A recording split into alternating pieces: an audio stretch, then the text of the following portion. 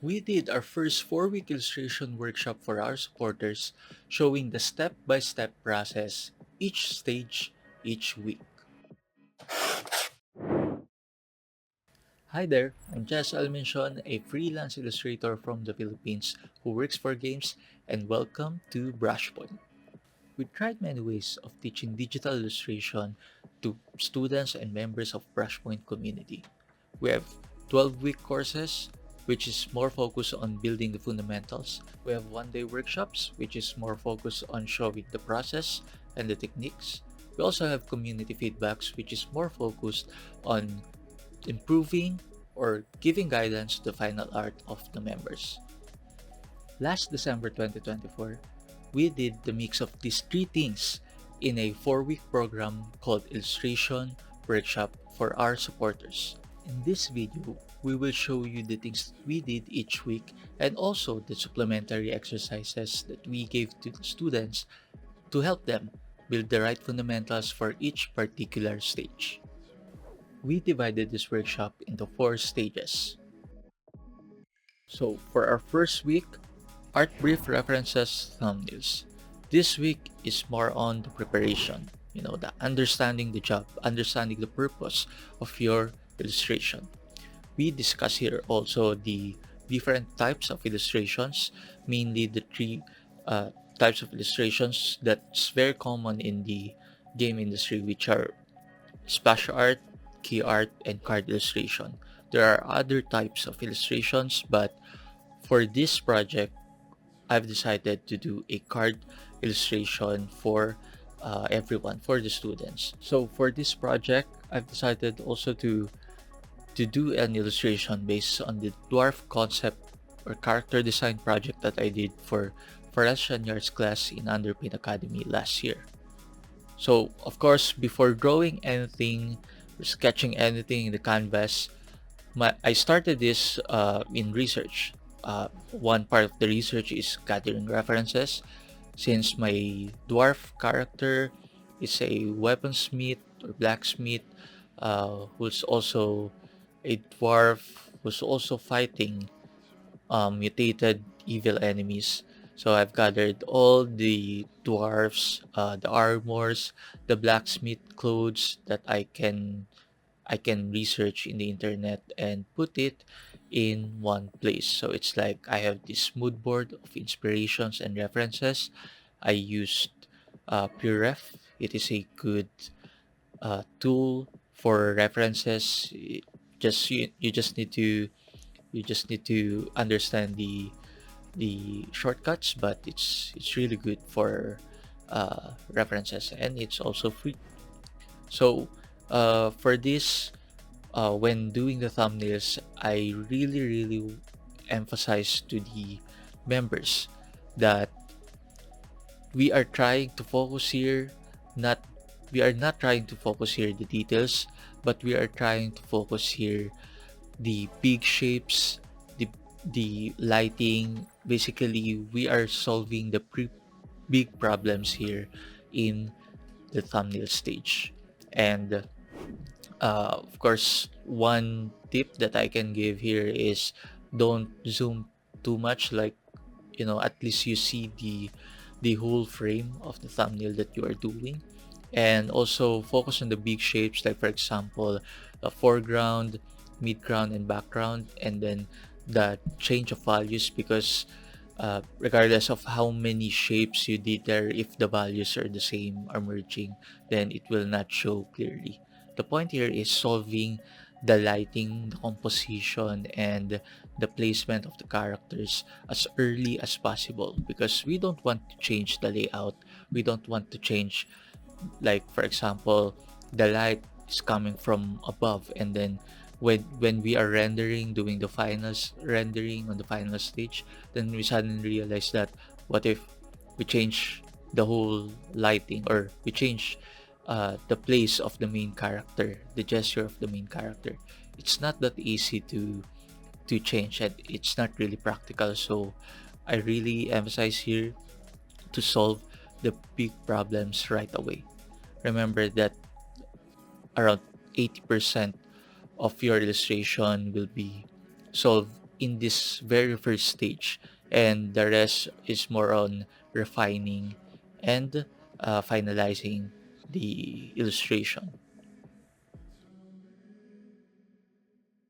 The supplementary exercises that I gave the members for the week one are first doing movie studies, with limited value keys. So, for example, two light values and then two dark values. Then uh, it's up to them how to translate it, in a simplified value study. And we also did some studies. Depends on the members, for the studies of the subject matter. So, for example, for me, I have dwarf concept or dwarf characters. So I should do studies of different dwarfs first, maybe Lord of the Rings, since that's my main inspiration when doing the dwarf character. The type of armors, uh, the proportion of the dwarf, or even some weapons, if there's any important weapons for the characters. So also just make sure to do some studies first before diving into the actual sketch of the illustration, because you have to understand first what are the things that you are going to show in your illustration. If there's a dragon, then maybe study a bird, a bat, or any dragon inspiration that you have before before drawing, even before doing the thumbnails, so that you have some idea on what does a dragon look like, what type of dragon, in what culture, because there's a lot of types of dragon in different cultures, also in different countries. So like that, make sure to check and do sketches of the subject matter, the importance, characters, clothes, or armors of the characters in your illustration. Week 2, perspective and line art. So actually for the week 2, I can just say line art for this week, but I want to emphasize also here to the students the importance of perspective, because in thumbnails we we solve the composition, the layout, and also think about the different camera angles. But here we want to really make sure before we commit to the final line art, we want to make sure the perspective, like putting a simple horizon line, perspective lines, and checking if the body of the character will make sense or align to the perspective of the camera. We can solve these problems by also doing simple shapes or forms that aligns with the or that match the perspective lines. So for example, maybe you have some houses or building in the illustration, then maybe you can do some boxes or cylinders, or I don't know, different like pyramids, simple forms, simple shapes to solve uh, the perspective of each element in your illustration. Here I did some sketch of what we call a mannequin sketch. So since the character's body are organic shape, you cannot just make one cylinder or one box, although we can start with that, of course. But here we solve these things by breaking down the body of the characters into simple forms also. Maybe you can do or check the arm of your character with simple cylinder, and then do a cross contour to check if it makes sense for the perspective that you've set here.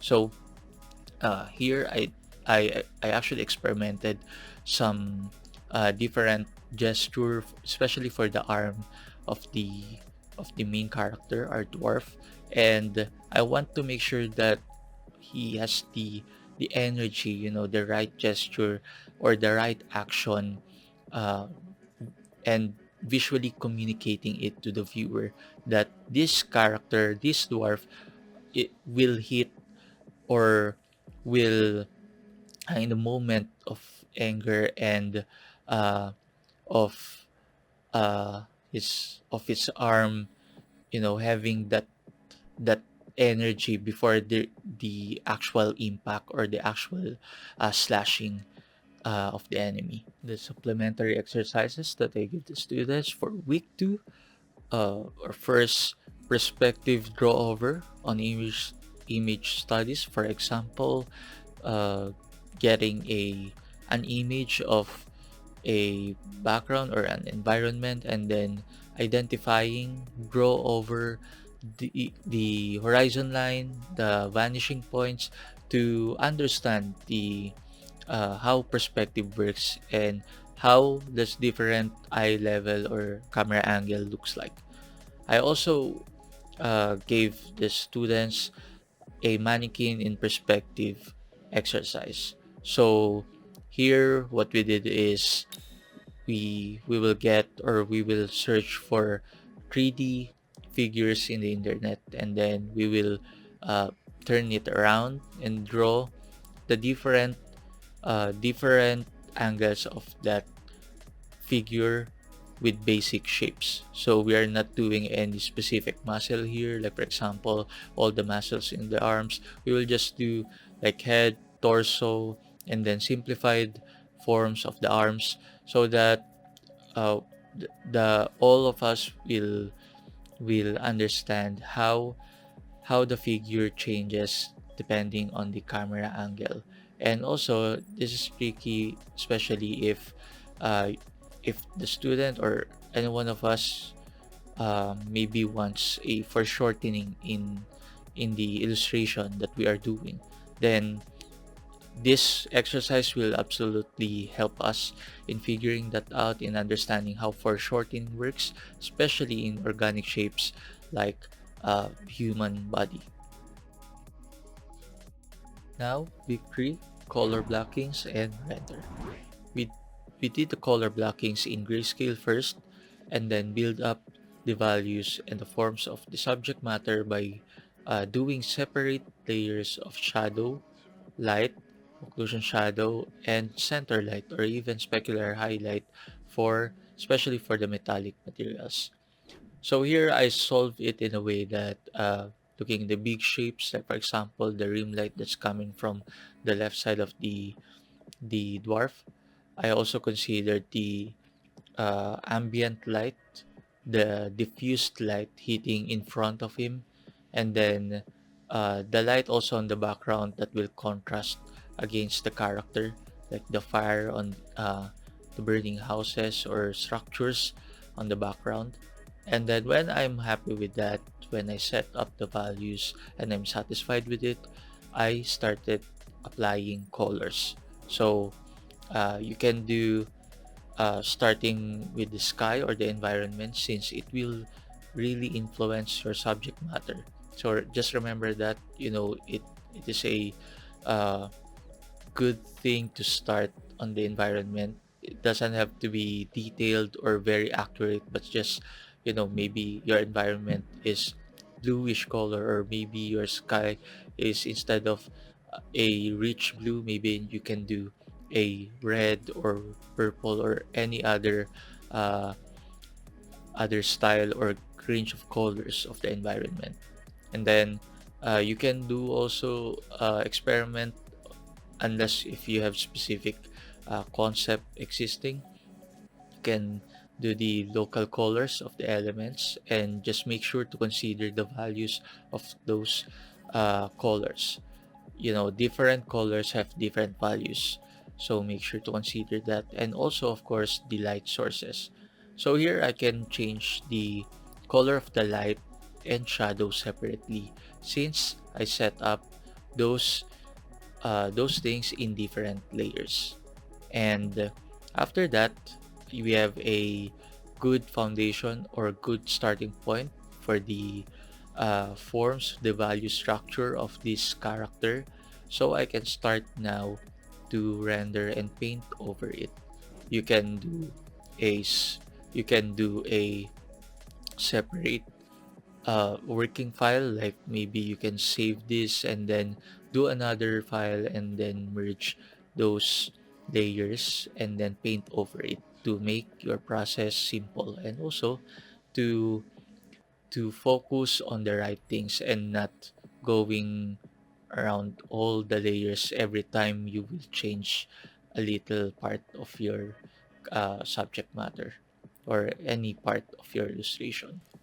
So for the supplementary exercises, we did material studies. So we did sphere and uh, put in the environment of your actual illustration or scene. So for example, here I did some spheres, doing studies of metallic material, and I also did after this live, I also did other materials in the same lighting situation, so that I don't have to try and solve the material painting, material rendering of each element while also fixing the proportion, fixing the shadow and light shape. So it's like getting one part of your illustration and then trying to solve that specific area of your painting process.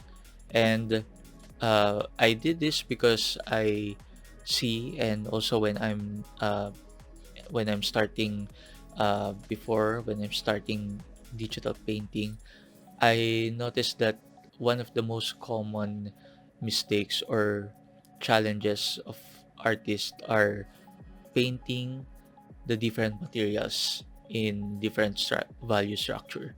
Usually, we paint when we are starting. We usually paint all the materials the same way, regardless if it's metallic material, a uh, a leather or skin or hair. We we have one way of rendering things, one way of painting things.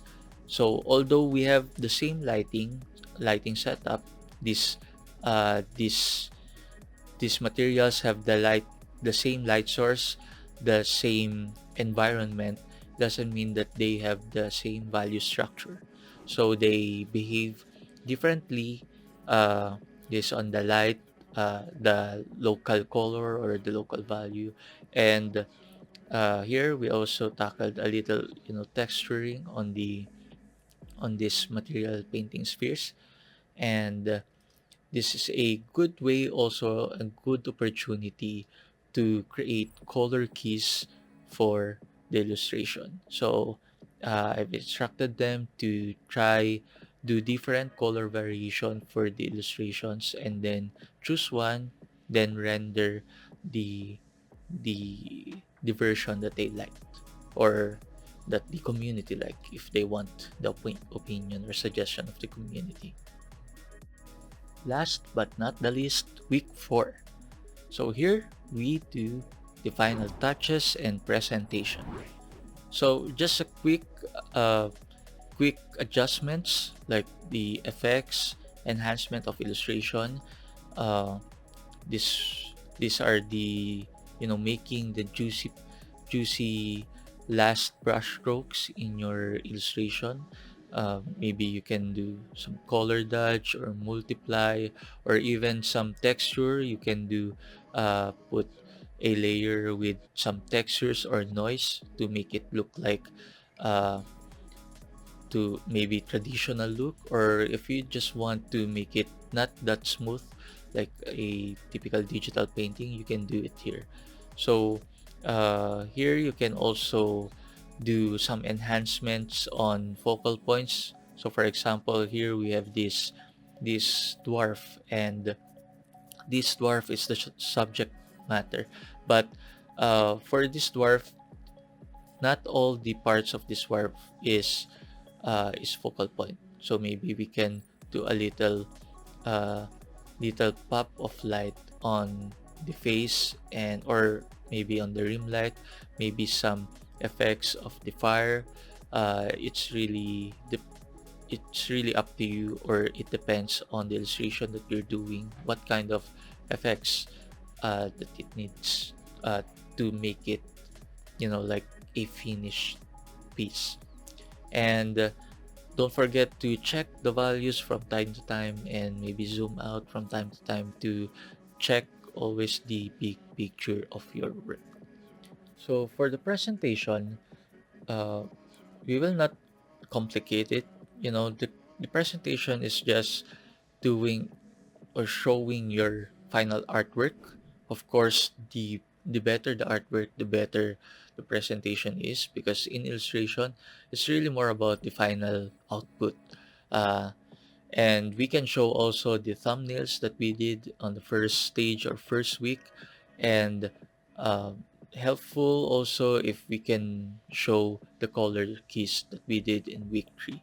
So those are the good things that you can include in your portfolio presentation. Those steps are not just for, you know doing doing thumbnails for the sake of doing thumbnails. These things will also show the client or the art director or anyone who will hire you that you can solve problems, and you can plan things based from the art brief to the final version of it. So here are some member submissions in the channel.